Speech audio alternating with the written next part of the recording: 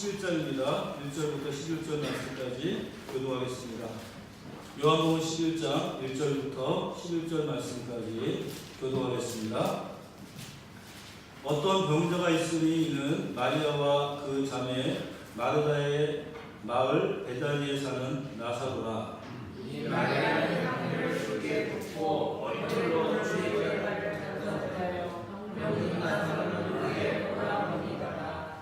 이에 그 누이들이 예수께 사람을 보내어 이르되 주여 보시옵소서 사랑하시는 자가 병들었나이다 하니 예수께서 보시고 이르시되 이 병은 죽을 병이 아니라 하나님의 영광을 위하여 하나님의 아들이 이로 말미암아 영광을 받게 하려 함이라 하시더라. 예수께서 본래 마르다와 그 동생과 나사로를 사랑하시더니 나사로가 병들었다 함을 들으시고 그 계신 곳에 그들을 거두어가시고 그 후에 제자들에게 이르시되 우리로 다시 유대로 다시 가자 하시니 제자들이 마르다에 답하여 방금도 유대인들이 불로 치라 했는데 또 우리로 가시려 하나이까. 예수께서 대답하시되 낮이 12시간이 아니냐 사람이 낮에 다니면 이 세상의 빛을 봄으로 실족하지 아니하고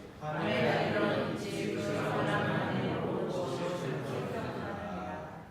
함께 했습니다. 이 말씀을 하신 후에 또 이르시되 우리 친구 나사로가 병들었도다 그러나 내가 깨우러 가노라. 아멘. 우리가 성경의 모든 말씀을 좀 몇 줄로 요약을 한다면 이렇게 할 수 있겠습니다. 하나님은 우리들을 언제 어느 상황 가운데에도 지극히 사랑하신다 하는 것입니다. 그 사랑은 예수님 그리고 성령님을 통해서 지금도 계속 되어주고 있다 하는 것이죠. 그래서 그 사랑을 받은 우리도 마땅히 할 일이 생겼는데 그것은 우리 쪽에서도 하나님을 사랑하고 이웃을 사랑하면서 살아야 한다 하는 것입니다. 이것이 성경의 모든 내용을 요약한 것이다 이렇게 말할 수 있습니다. 이것은 어떻게 들으면 좀 막연하고 추상적인 얘기처럼 들립니다. 그래서 이런 말씀들이 잘 실감 나지 않는데 우리가 이런 말씀들을 실제로 실감나게 체험을 하려고 하면 구체적인 체험이 필요하고 그리고 그 체험을 통해서 우리가 이런 것들을 실감할 수 있다라고 생각을 합니다. 그런데 주님께서는 우선은 믿음으로 이 말씀을 받아들이라라고 이렇게 권유를 하십니다. 그래서 지금은 이해가 안 되지만 그러나 믿음으로 받아들이게 되면 나중에 시간이 지나서 이것이 실제로 사실이다 하는 사실을 깨닫는 그날이 우리에게 반드시 오게 될 것이다 하는 것입니다. 그래서 이미 그 하나님이 나를 사랑하신다는 것을 깨달은 모습으로 사는 분도 있고 또 그 수준에 올라가도록 노력하고 계시는 그런 분들도 우리가 가운데 있는 것입니다. 그런데 우리가 살다 보면은 바로 이 문제가 근본적으로 흔들리는 때가 옵니다. 하나님이 나를 사랑하신다라고 하는 성경의 가장 중심되는 이 메시지, 가장 핵심되는 이 말씀이 우리에게 흔들리는 그런 때가 있다는 것입니다. 성경 전체의 말씀이 그리고 예배 때마다 우리가 듣는 모든 설교의 핵심이 바로 하나님은 우리를 사랑하신다는 겁니다.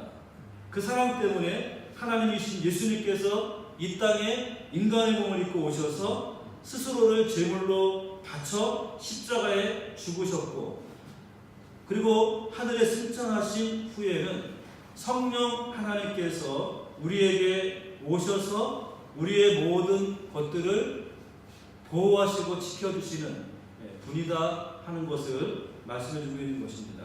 그런데 이 사랑이 믿어지지 않는 것이죠.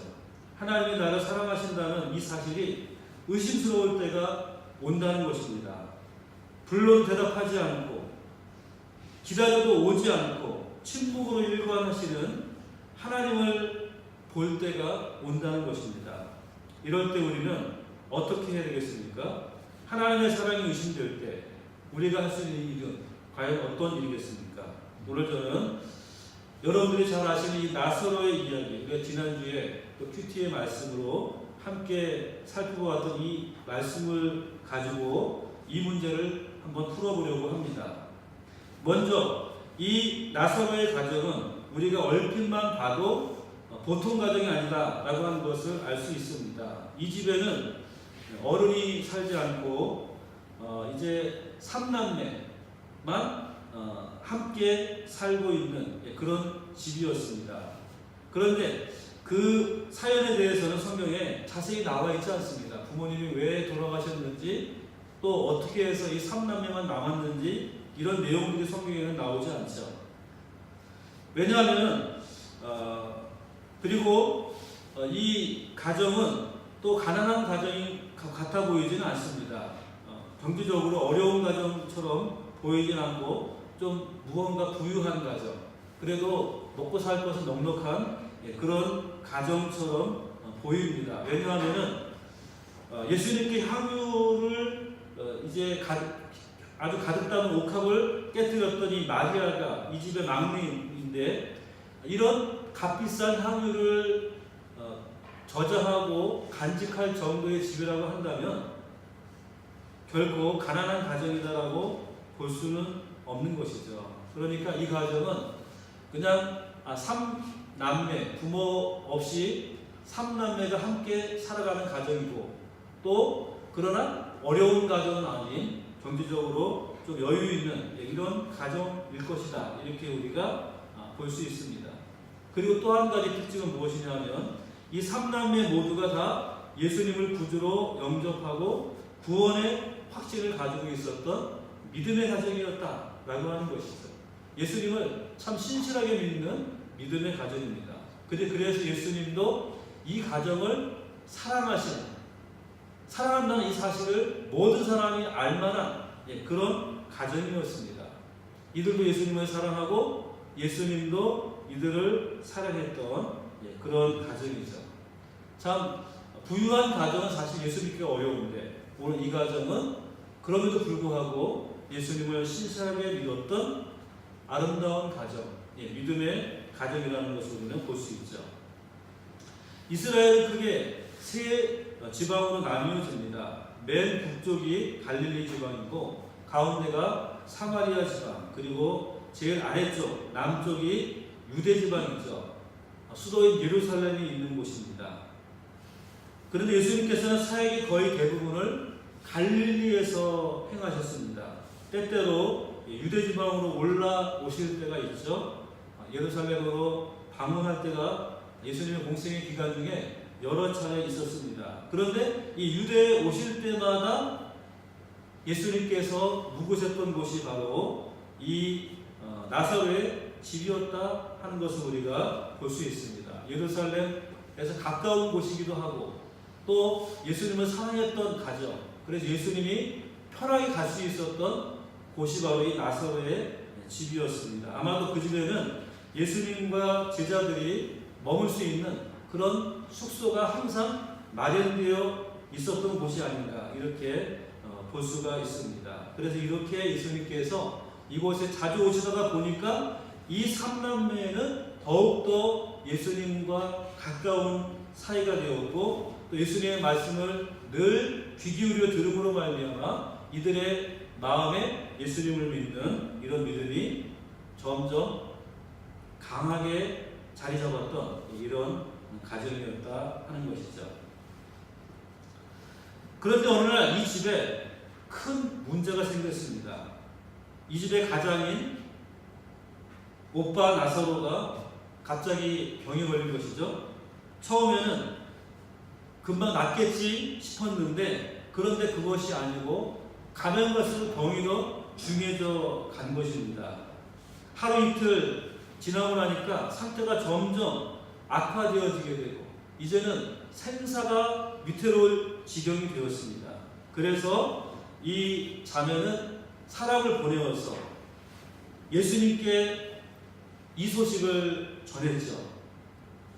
결국 오빠 나사로는 그럼에도 불구하고 죽음에 이르게 되었습니다. 장례도 이 두 자매가 치를 수밖에 없었던 그런 상황이 되었습니다. 부모도 없고 하늘같이 믿었던 오라비가 갑자기 죽었으니까 이 두 자매가 얼마나 마음 가운데 충격이 컸겠습니까? 이 두 자매의 애통함, 그것은 정말 이루 말할 수 없었던 것을 우리가 볼 수 있습니다. 우선 오빠가 죽은 것이 상심이 됐겠지만 오셔서 오빠를 고쳐 주실 줄 알았던 예수님께서 기별했음에도 불구하고 오빠가 아픕니다 이렇게 전달했음에도 불구하고 오시지 않으니까 아마도 여기에 더 큰 상처를 받지 않았을까 우리가 생각해 볼 수 있습니다. 우리가 믿었던 사람에게 배신당할 때 그때 우리의 마음에 더 큰 충격을 당하게 되죠. 돈으로 손해나는 것은 당장은 큰 타격이지만 시간이 지나면 복구될 가능성이 있습니다. 하지만 믿었던 사람에게 배신을 당하게 되면은 그것은 평생 떠나지 않는 마음의 상처가 되는 것이죠. 이 자매들이 나중에 오신 예수님을 보자마자 그들이 말하죠. 왜 좀 더 일찍 안 오셨습니까? 예수님이 계셨더라면 우리 오빠가 죽지 않으셨을 텐데 이렇게 원망하는 걸로 봐서 예수님에게 이 자매가 얼마나 마음의 상처를 크게 받았는가 하는 것을 우리가 알 수 있습니다. 예수님을 믿었는데 예수님의 사랑을 믿었고 또 그 사랑을 의심해 본 적이 없는데 어느 날인가 갑자기 그 사람이 의심이 생기기 시작한 것입니다. 우리 역시 마찬가지죠. 어느 날인가 예수님이 정말 나를 사랑하시는가? 사랑하신다면 어찌 이런 일이 일어날 수 있는가? 이렇게 의심이 될 때가 있다는 것입니다. 오늘 말씀은 우리가 어떨 때 예수님의 사랑을 의심할 위험에 빠지게 되는지 그리고 그때 우리는 어떻게 해야 하는지 몇 가지 이 말씀을 통해서 함께 나누기를 원합니다. 먼저 우리는 나사로의 경우에서처럼 갑작스러운 불행을 당할 때 하나님의 사랑을 의심하게 됩니다. 나사로는 젊습니다. 그리고 여러 가지 정황을 볼 때 이 나사로가 굉장히 훌륭한 인격을 가진 사람이라는 것을 알 수가 있습니다. 그리고 연약한 이 두 동생을 보호해 줘야 될 그 집안의 기둥과 같은 사람이었습니다. 더욱이 예수님의 제자처럼 예수님의 사랑을 받고 예수님에게 크게 쓰임을 받아야 될 사람입니다. 하나님은 전능하신 분이시기 때문에 무엇이든지 할 수 있는 분인데 이렇게 젊고 선하고 전도 유망한 이 청년을 갑자기 데려가신다는 이 사실이 이해할 수가 없는 것이죠. 마르다와 마리아가 이 일을 당했을 때 그것은 형천병력과 같은 그런 일이었을 것입니다. 예수님에 대한 사랑이 통째로 흔들리기 시작했을 것입니다. 어찌 이런 일이 우리에게 일어납니까? 어찌 이런 큰 고통이 우리를 찾아왔는가 믿을 수가 없는 것이죠. 이런 일이 이 나사로 삼남매의 가정에만 닥친 일이겠습니까? 우리의 삶에도 때로는 이런 경험을 할 때가 있다는 것입니다. 열심히 하나님을 믿었는데 갑자기 암이 발견된다든지 아니면 사업에 큰 실패를 맛본다든지 아니면 물질적인 큰 손해를 당할 때가 있습니다. 그럴 때 우리는 하나님의 사랑을 의심하게 되죠. 왜 하나님이 우리를 사랑한다면 어찌 나에게 이런 일이 있습니까? 이렇게 하나님의 사랑을 의심할 때가 있는 것입니다. 그러나 오늘 이 나사로 삼남매가 우리에게 던져주는 메시지가 있습니다. 그것은 우리 앞에 아무리 이해할 수 없는 불행이 닥치더라도 주님의 사랑을 의심하는 것은 어리석은 일이다 하는 것입니다. 왜냐하면 나사로가 병이 든 배후에는 예수님의 심오한 뜻과 목적이 숨어 있기 때문입니다. 오늘 4절 말씀에 보시면 누이 동생들이 보내온 전가를 듣고 예수님께서 이렇게 말씀을 하고 있죠. 이 병은 죽을 병이 아니라 하나님의 영광을 위함이요 하나님의 아들이 이로 말미암아 영광을 받게 하려 함이라 하시더라. 쉽게 말하면 안 죽으니까 걱정하지 말라는 얘기죠. 너희 오빠의 이 죽음 때문에, 이 병 때문에 예수님께서 영광 받으실 것이다. 또 하나님께서 찬송을 받게 될 것이다. 나를 믿는 사람이 많아질 것이다. 그러므로 염려하지 말라. 바로 이 말씀을 하고 있는 것입니다. 우리는 이 얘기의 결론을 다 알죠. 실제로 2일 뒤에 나사로는 장사 지낸 지 나흘이 지났는데 무덤에서 예수님의 말씀을 듣고 배를 두른 채로 살아서 걸어 나옵니다. 그래서 많은 사람들이 놀라고 예수님을 믿는 일들이 일어나게 되었습니다. 갑작스러운 불행이라고 하는 것, 그 이면에는 하나님의 깊고 넓으신 뜻이 있다는 것이죠. 그것을 우리가 생각하지 않고 그 사람을 의심하는 것은 잘못된 일이라 하는 것을 우리는 기억해야 됩니다. 윌리엄 캐리라고 하는 인도 선교사가 있었습니다. 인도 최초의 선교사였었죠. 이분은 굉장히 부지런한 분입니다. 이 사람의 전기를 읽으면 제일 먼저 배울 수 있는 것이 이분의 부지런함입니다. 아주 짧은 시간 안에 인도의 여러 지방 방언들의 활자를 만들어서 성경을 찍어낸 분입니다. 또 인도 문법책을 만들고 산스크리트어로 구약 성경을 번역을 했습니다. 그뿐만이 아닙니다. 벵갈어로 또 신약 성경을 번역하고 그리고 지방마다 다른 말들의 문법책들을 정리해가지고서 집필을 했습니다.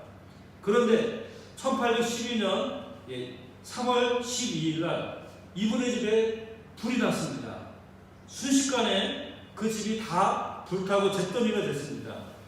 그런데 그 안에는 20년 동안 애써서 만들어 놓은 수많은 그 인도의 여러 방언들의 문법 또 단어 수집해 놓은 모든 것들이 하루아침에 잿더미로 다 날아가 버린 것이죠. 아마 여러분 가운데에도 그런 경험을 하신 분들이 있을 겁니다.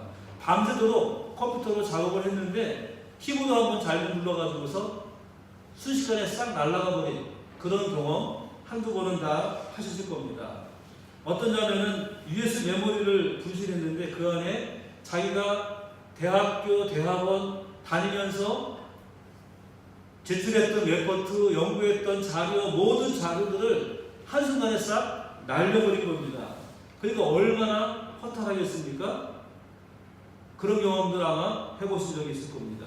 그런데 하물며 지금 20년 동안 작업해 놓은 것들이 하룻밤새 싹 다 날아가 버렸으니까, 잿더미로 변했으니까 거기에서 오는 허탈함, 절망감 이루 말할 수 없었을 것입니다. 그런데 그 잿더미에서 윌리엄 캐리가 다른 선교사님들을 모아서 함께 예배를 드렸습니다.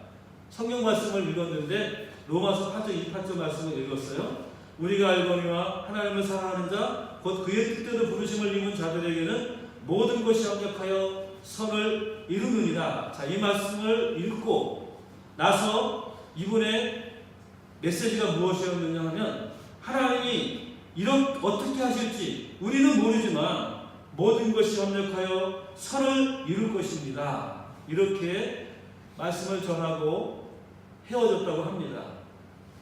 그 다음 어떤 일이 일어나는지 아십니까? 이 윌리엄 캐리의 모국이었던 영국에 이 소식이 전해졌습니다. 이 소식을 들은 영국 젊은이들 사이에 큰 각성이 일어나가지고서 그 결과로 3,000명이나 되는 선교사 지원생들이 나왔습니다.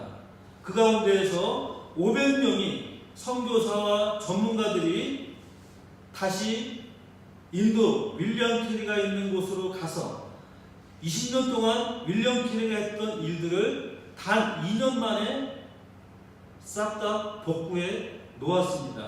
그리고 나서 인도 각지에 흩어져서 이 사람들이 열심히 복음을 증거했을 때 인도에 놀라운 부흥이 일어났다는 것입니다. 갑작스러운 불행도 받아들이고 주님의 뜻을 기다릴 때 거기에 놀라운 일이 기다린다고 하는 것들을 우리는 알아야지만 할 것입니다. 우리 역시 주님의 사랑을 받는 하나님의 자녀들이죠. 우리에게도 오늘 이 나사로와 같은 일들이 일어날 수 있습니다. 내 힘으로는 지고 갈 수 없는 불행이 찾아올 수 있습니다. 내 힘으로 이겨낼 수 없는 그런 힘든 고통의 순간들을 만날 수 있습니다. 그러나 여러분들이 이럴 때 조용히 주님의 말씀에 한번 귀를 기울여 보시기 바랍니다. 내게 있는 고통을 떠올리면서 우리 주님의 음성을 한번 들어보시기 바랍니다. 이 병은 죽을 병이 아니라 하나님의 영광을 위하며 하나님의 아들로 이를 인하여 영광을 받게 하려 합니다. 너의 실패는 망할 실패가 아니라는 것이죠. 그 마지막에 될 것을 통해서 하나님이 영광 받으시기 위한 것인 줄 믿으시기 바랍니다. 끝난 것이 아닙니다. 큰 승리의 전국이라는 것입니다. 그러므로 우리가 어떤 일을 당하든지 주님의 사랑을 의심해서는 안 된다고 하는 것이죠. 두 번째로 응답이 지체될 때 우리는 주님의 사랑을 의심하게 됩니다. 자, 지금 나사로가 병들었습니다. 그 병세가 점점 심해져 갔어요.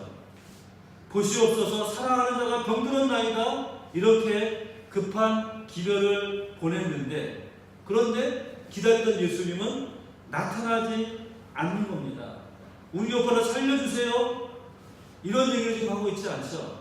그저 예수님께 나사로가 병들었나이다 상황만 전달했을 뿐입니다.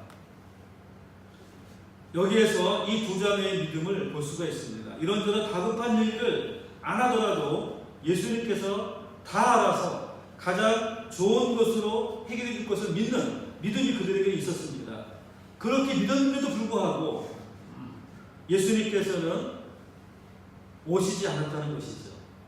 전에 다른 사람의 병을 고칠 때에는 그냥 가지도 않고 말씀으로 고친 적도 있습니다. 이번에도 오시지 않더라도 그저 말씀만 하셨으면 좋을 텐데 그런 말씀도 없이 오시지도 않고 그리고 오빠가 결국 죽음에 이르게 된 상황인 것입니다. 그 즈음에 예수님은 요단강 부근에서 사역하고 계셨는데 요단강에서 이 베다니까지는 하루 길입니다. 하루 동안 걸어서 와야지만 되는 길인데 충분히 걸을 수 있는 이 하루 길인데 예수님께서는 그 시간들을 지나도 오시지 않았다라고 하는 것이죠. 왜 오시지 않았을까요? 예수님께서는 떠나지도 않은 겁니다.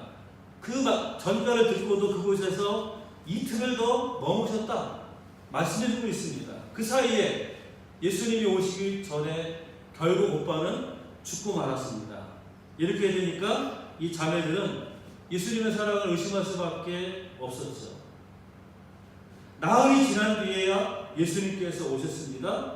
그때 마르다가 한 말이 무엇입니까? 주께서 여기 계셨더라면 내 오라버니가 죽지 아니하였겠나이다. 예, 당연히 그렇게 원망어리 말을 할 수밖에 없었겠죠. 마리아도 똑같이 그런 말을 했습니다. 여기서 우리는 두 자매가 예수님께 얼마나 큰 상처를 받았는지를 짐작할 수가 있습니다. 그러나 우리는 오늘 이 기록에서도 또 하나의 메시지를 찾을 수가 있습니다. 무엇입니까? 아무리 응답이 늦어도 주님의 사랑을 의심하면 안 된다는 것입니다. 혹시 여러분 가운데 주님의 사랑을 의심하는 분이 계시다면 오늘 이 본문의 말씀을 끝까지 읽고 그 의심을 버리시길 바랍니다. 좀 늦긴 했지만 예수님은 이 두 자매의 소원을 결국은 어떻게 해요? 응답해 주셨습니다. 주님의 응답은 늦은 응답이 아니라 가장 최상의 응답, 가장 적시에 하신 응답이라고 하는 것입니다. 왜 그렇습니까? 나사로가 살아났고 살아난 나사로를 통해서 예수님 영광을 받으셨죠. 그리고 이 놀라운 사건 때문에 수많은 사람들이 예수님을 믿게 되었습니다. 바로 이 사건 뒤에 가야바가 예수님을 죽일 음모를 꾸미는 것을 보면 이 사건이 당시 유대에 얼마나 큰 파장을 일으켰는가 하는 것들을 알고도 남습니다. 지금 이 두 장에는 예수님이 기다려도 오지 않는 것 때문에 주님의 사랑을 의심할 수 있었겠지만, 그러나 결론을 보면 어떻게 해요? 주님은 결코 늦은 것이 아니죠. 주님의 응답은 결코 늦은 것이 아닙니다. 가장 적시에, 가장 완벽하게, 가장 주님의 영광이 드러나고 하나님의 뜻이 이루어지는 방법으로 응답하신 것을 우리는 볼 수가 있습니다. 우리가 보기에는 응답이 늦은 것 같지만 하나님 편에서는 가장 적시에 응답해 주신 것입니다. 네, 우리 믿음의 조상들 한번 보시기 바랍니다. 하나님을 믿을 수 없는 것 같은 그때에도 어떻게 해요? 바라고 믿었다. 하나님의 사랑을 의심할 수밖에 없는 상황 속에서도 그들은 믿고 기다렸다는 것입니다. 결과는 다 선했고 충분한 축복을 하나님으로부터 받았던 것입니다. 무엇보다도 하나님의 크신 사랑을 더 크게 체험했다는 이런 공통점이 있는 것입니다. 저는 어떤 책에서 한 유망한 청년의 간증을 읽은 적이 있습니다. 아주 믿음도 좋고 꿈도 많고 머리도 좋은 대학생이었습니다. 그런데 대학 졸업할 무렵쯤에 갑자기 몸에 이상이 생겼습니다. 이 병원 저 병원 다니면서 고치려고 해보았지만 병명을 알 수가 없었어요. 나중에 정확한 병명을 알았는데 근육무력증이라는 이런 병이었습니다. 근육에 힘이 빠져서 나중에 결국은 말라서 죽게 되는 그런 무서운 병입니다. 아직 새파란 청년입니다. 그런데 치료 불가능한 병에 걸린 것이죠. 나중에 연필들 힘조차 없게 되고 늘 누워있는 그런 생활이 계속됐습니다. 물론 간절히 기도했습니다. 그러나 하나님은 계속해서 침묵하셨습니다.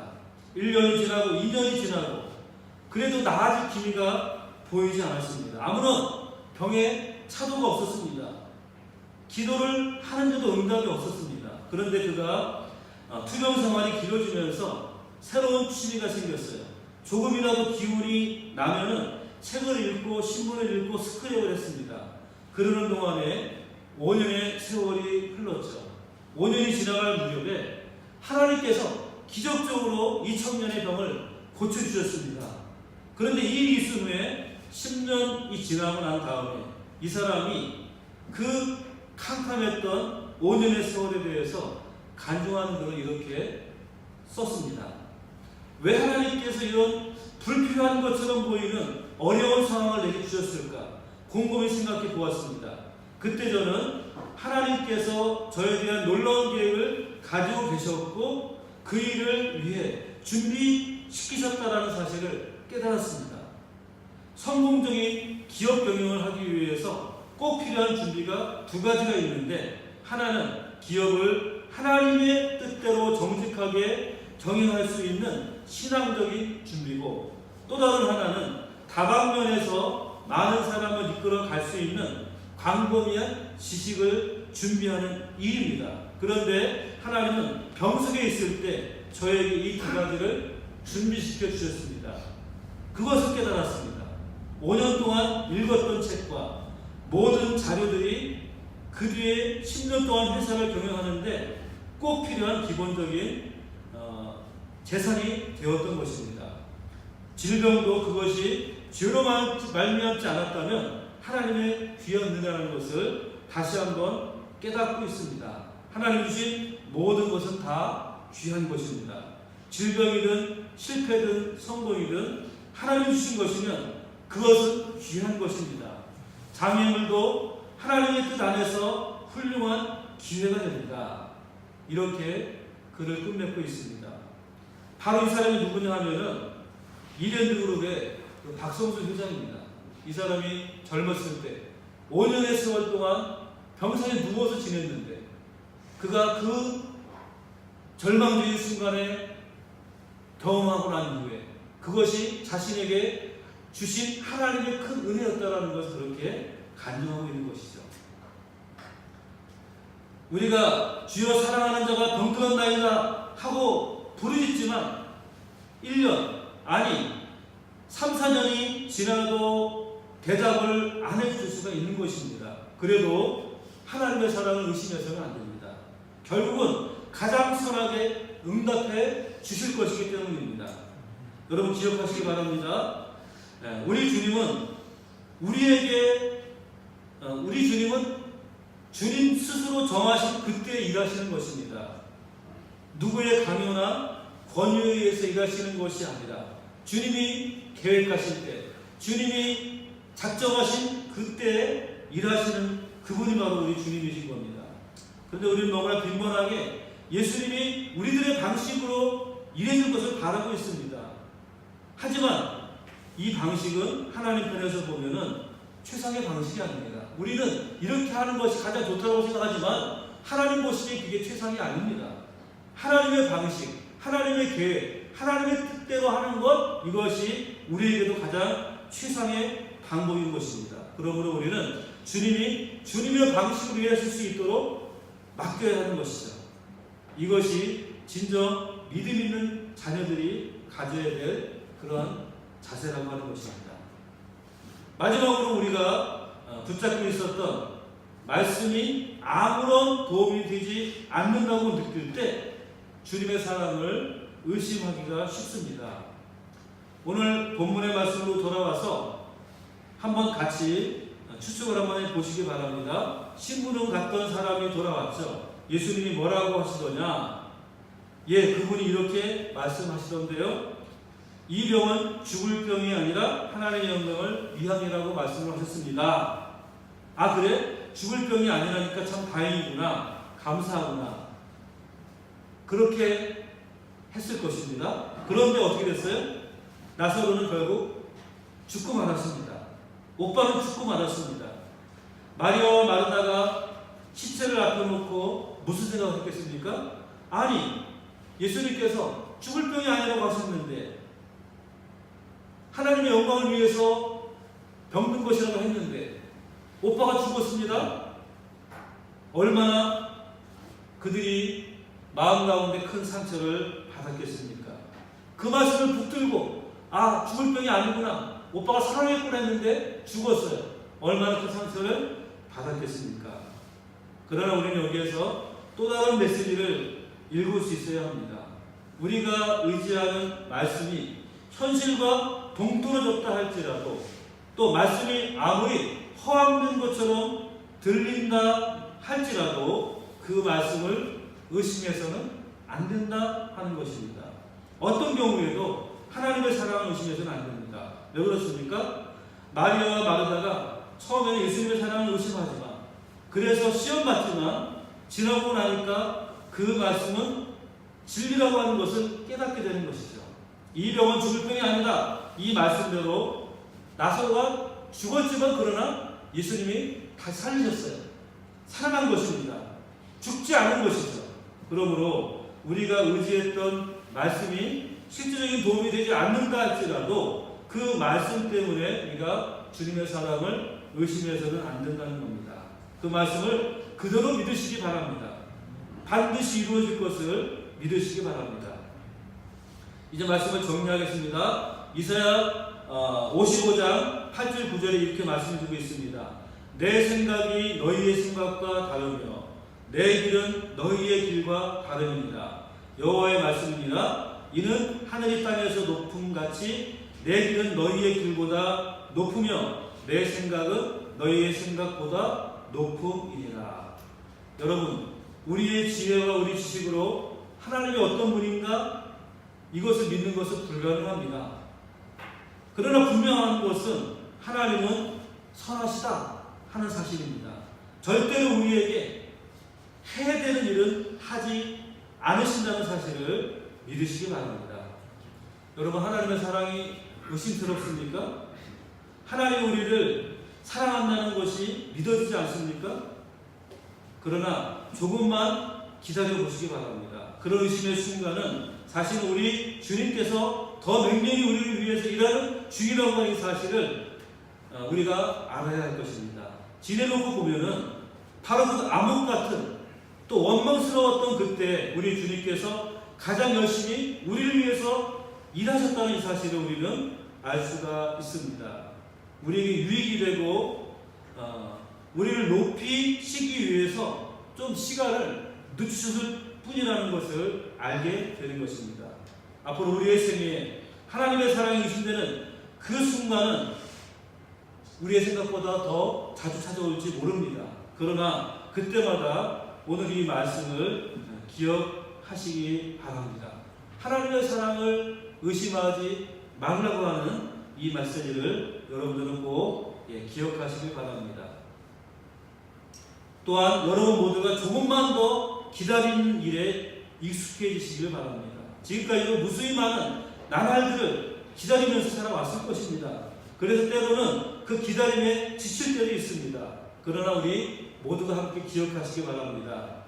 기다림에 지칠 때도 있지만 그러나 기다리는 것은 그 기다림에 지쳐서 포기했을 그 즈음에 우리에게 찾아온다 하는 것입니다.